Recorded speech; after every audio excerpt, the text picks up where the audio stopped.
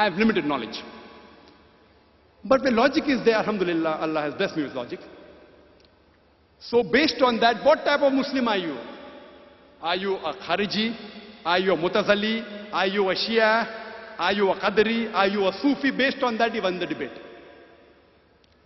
So he said, see. Then Shaykh replies, no, but the questioner says, but didn't Allah say, call yourself Muslim? So the Shaykh replied, at that time there was only one Islam. Now there are different groups. So therefore it is compulsory, fard, obligatory. You should identify yourself as a Salafi. Logic. Now comes my reply. And the debate was ended there. Sheikh Nasruddin Albani won the debate. See, for me, don't debate with me. Prove to me from Quran and Sunnah, immediately Dr. Zakir Naik will accept. Debating, alhamdulillah, summa alhamdulillah, Allah has blessed me. In debating, alhamdulillah, Allah has blessed me. My response to Sheikh Nasruddin Albani, I respect him. I am nothing compared to him. I am not even a drop in the ocean compared to Sheikh Nasruddin Albani. So please don't get me wrong. Many of my talks are based on his research, mashallah. So please don't get me wrong. I love him, I respect him, but no taqleed. I tell him, fine. If you see the lifestyle in the history of the Prophet, he didn't quote any hadith to me. He didn't quote to me any verse of the Quran that calls us as Salafi. So I don't call. No logic. At the time of the Prophet, they were hypocrites, munafiqs. Fine? They were munafiqs. The Sahabas did not change the name. They were Kharijis, Khawarij, Kharijites. They called themselves Khariji. People gave them the label. The Sahabas yet called themselves Muslims. Did the Sahabas say, give them a new name? No. They continued calling themselves Muslim. They were Mutazalites. People yet continued calling themselves Muslims. So at that time also there were differences. Not that they were not. Now coming to the question. That therefore Sheikh Nasruddin Albani says you should call yourself Salafi. My question is, which Salafi? Which Salafi? My counter question. And now do you know how many types of Salafi? Are you a Qutubi?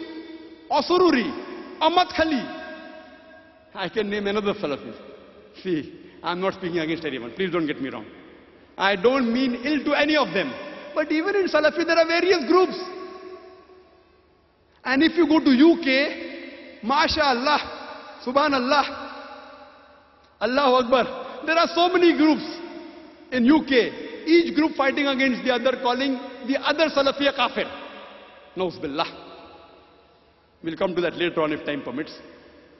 So which Salafi do you belong to? Again, see, whatever label you give, there's bound to be tafarraqa. When the Shias came, people said we are Sunni.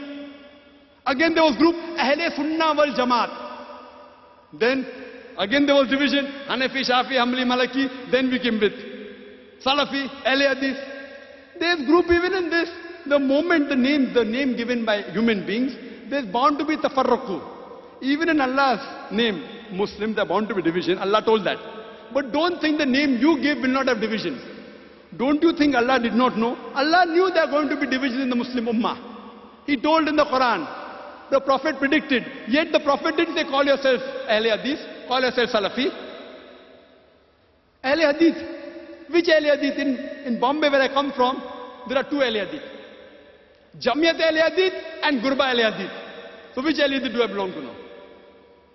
One Ahle Hadith blaming the other Ahle Hadith. See, I don't want to mean any harm to the Ahle Hadith. Therefore I said the topic is sensitive. Wallah, I'm only trying to talk about Quran and Allah's Rasul. Please don't feel bad. I respect Sheikh Nasruddin Albani. I respect the Salafis. I look, amongst all these groups that are there, we have to agree, the Ahle Hadith and the Salafis are the closest to the Quran and Sunnah. I'm proud to say that. But, which Salafi? So maybe during the early times of Sheikh Nasruddin Albani, there weren't groups in the Salafi, now there are groups. Sururi, Madkhali, Qutubi. Oh, he's not right, he's calling him Salafi. But so now we have new books, True Salafi. I read a book called Salafi Dawa, True Salafi. But What is true Salafi? I say, you know, we had a Dawah training program in Bombay, where we invited people from different parts of the world. There were 14 people, there were 19 people from 14 different countries. And many of them were from Medina University, mashallah, from Bahrain University, all more than 50% were Salafi, mashallah. So we had a discussion there. So then I asked the question, Salafi shortcut, short name. Instead of saying, I believe in Quran and Hadith according to the way of Salaf Salih, shortcut Salafi. So I asked him, the Salaf Salihin is better or Muhammad Sallallahu Alaihi Wasallam is superior? Who's better? So they told me, Muhammad Sallallahu Alaihi Wasallam. So why not call yourself Muhammadi? Right or wrong? In India, who calls themselves Muhammadi? You know? Do you know? Do we agree with them? No. Who calls themselves Muhammad in India? Who is superior? Muhammad Sallallahu Alaihi Wasallam or Allah? Allah. So one who submits his will to Allah is called a Muslim. We know there are divisions in Muslim.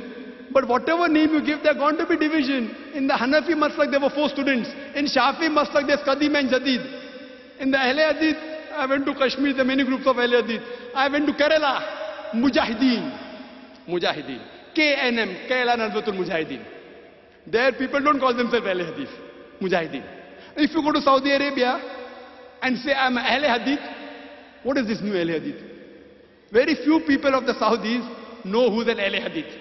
For them, they know Salafi. But Salafi and Ahle Hadith belong to the same group, the names are different. In some country, Ansari.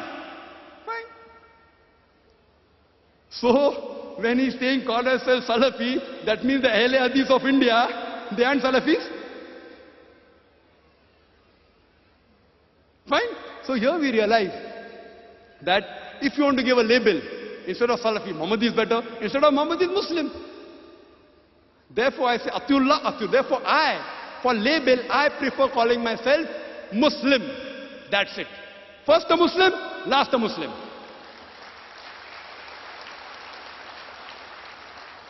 I am not hurting any of my Muslim brothers, whether it's a Hanafi or a Shafi or a Hanbali or a Maliki or a Ahle Hadith or a Salafi. Believe me, I love all. I love all my Muslim brothers. I am not here to hurt anyone's feeling. Therefore I said, Ta'ala ila kalmatin sawa'im bainana bainakum. Come to common terms as between us and you. I am coming to common terms. I respect Abu Hanifa, Imam Abu Hanifa, Imam Ahmad Hanbal, Imam Malik, Imam Shafi. I respect the great scholars of this. I respect the Salaf Salihin. I follow them. Alhamdulillah. Therefore, first the Muslim, last the Muslim. Now, one of the second reasons for the disunity is which organization you belong to. Organization. I belong to Jamaat-e-Islami. I belong to Tabligh Jamaat, Ikhwani. So these organizations, what happens? These, see, if you follow Quran and Sunnah, but if you don't belong to my organization, I'm not with you. See, making organization is not wrong in Islam. Giving name to an organization, Jamaat-e-Islami, Jamiyat Ahle Hadith, no problem. Giving any name, Jamaat Ahle Hadith, Jamaat-e-Islami, or center named after Sheikh Ibn Taymiyyah, no problem. But if that organization is following Quran and Sunnah, according to Salaf Salihin, it's the right organization, otherwise it is wrong. Give it any name. After Hazrat Umar, may Allah be pleased with him. After Hazrat Abu Bakr, may Allah be pleased with him. After Ibn Taymiyyah, Allah be pleased with him. After Abu Hanifa, may Allah's mercy be on him. No problem. No problem. If that organization is following Quran and Sahih Hadith, as understood by the Salaf Salihin, it's the right organization. If it is not, reject the organization, whether its name is belonging to anyone, whether it's after Ibn Taymiyyah, or whether it is Salafi, whether Ahle Hadith. If it follow Quran and Sahih Hadith according to the understanding of the Salaf Salihin, it is the right organization. So forming organization is not wrong in Islam. Because like we are specialized in Dawah. Some people are specialized in Islah. Some people are specialized in science. No problem. But what happens if there are 2 organizations doing Dawah? 2 organizations. Both are following Quran and Sunnah. But it does not belong to my organization, so I'm against him. I start giving fatwa. What fatwa? that person is a kafir. Takfir. Direct. Don't go to that organization. People said, don't come to the peace exhibition. But the Zakir told me, people are telling, don't come to peace exhibition. Why? Because peace exhibition is not organized by me. If it was organized by me, then it is good. If it is organized by the Jamaat I belong to, it is a good exhibition. If it is not organized by my Jamaat, it's not a good exhibition. Why? We have to see Allah and His Rasul. If that organization, if that exhibition is following Quran and Sahih Hadith, according to the understanding of the Salaf Salihin, it is the right organization. There's no problem.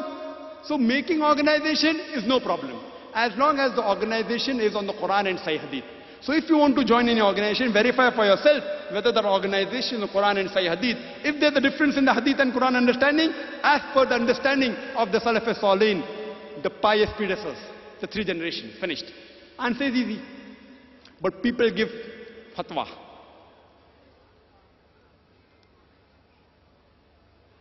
Takfir.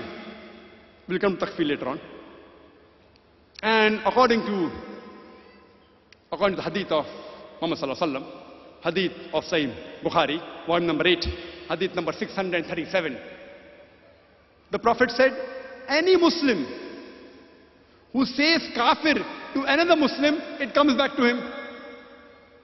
Muhammad Sallallahu Alaihi Wasallam said, it's mentioned in Sahih Bukhari, volume number 8, hadith number 6103, that any Muslim tells to another Muslim he's a kafir, he kills him.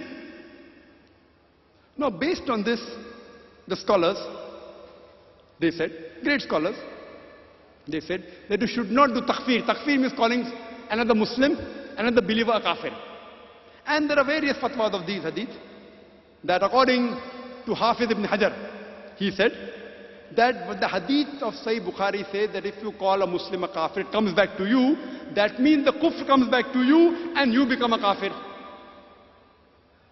Sheikh Shawkhani, he said that do not call another believer a kafir until the proofs, the burhan, are as clear as the daytime of the sun. Unless it's clear to you that he's a pakka kafir. Proof. See, it's not fard to call a kafir. It's not fard. Even if the Muslim may be a kafir, why are you giving a fatwa? Takfir. One calling another kafir outside the fold. So the various fatwas describing it is wrong. Now, as I mentioned, as far as calling the word Salafi, there are 2 groups of scholars. One group of scholars say it is fard, and I give you an example of Sheikh Nasiruddin Albani. I want to even let you know that Sheikh Saleh Fawzan, who I respect, he is the scholar of the present time, even he says calling Salafi is a fard. To a lesser extent, not very staunch, is Sheikh bin Baz. He says, fine, to identify yourself, no problem. But there are other group of scholars who say calling Salafi is wrong. Scholars who believe in Quran, Hadith and Salaf Salihin. First, I will quote you the person who's respected the most amongst the Salafis of the present time, Sheikh Ibn Taymiyyah. There's a book called The Call to Islam and the Caller, in which 40 hadiths are mentioned. The 40th hadith, the last hadith, is a hadith in which it is mentioned. It's hadith of Tirmidhi, hadith number 2600. There it is said that Allah's Messenger, Muhammad Sallallahu Alaihi Wasallam, said that I have been instructed with 5 things which I am instructing to you. First is Jama'ah. First is Jama'ah. Jama'ah means following the 3 generations, the Salaf is following. Second is obeying. Third is hearing. Fourth is hijrah. And fifth is jihad in the way of Allah subhanahu wa ta'ala. First is Jama'ah, following Salaf is following. Second is hearing. Third is obeying. Fourth is hijrah. Fifth is jihad in the way of Allah subhanahu wa ta'ala. 5 things. And anyone who goes away by a span's difference from the Jama'ah, he has thrown the yoke of Islam off his neck. And anyone who calls to anyone besides Allah, he is inviting you to the abode of hellfire. Hadith, classified as Sahih. Sheikh Ibn Taymiyyah says